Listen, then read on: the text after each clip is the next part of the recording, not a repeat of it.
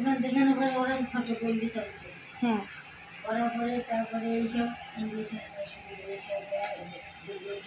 খায় না, দিলে আমরা ছেড়ে দিলি, ঘর ছেড়ে না। আবার ঘরে এসে 2-3 দিন খায় না, এর আবার এই একই কেস। ওই আবার মেশিন পাচ্ছি না, কষ্ট হচ্ছে। আচ্ছা। ওরকম করলে কি করে থাকা যায়? হ্যাঁ, তাহলে আমার ভর্তি হতেই হবে। এখন ওদেরকে ভেঙে গেছে, কারণ ঠিক না যে তারপরে আবার দেখলাম যে আবার একবার শরীর ওইরকম হচ্ছে, 2বার হয়ে গেল, 3বার আবার বলছে আবার একবার ভর্তি হয়ে যায়। সবাই বলছে, ছেলেগুলো বলছে তুমি এখন ভর্তি করে হবে, দেখা যেত তোমার ভালো হলো না। তারপরে ওইখানে খবরটা চলে।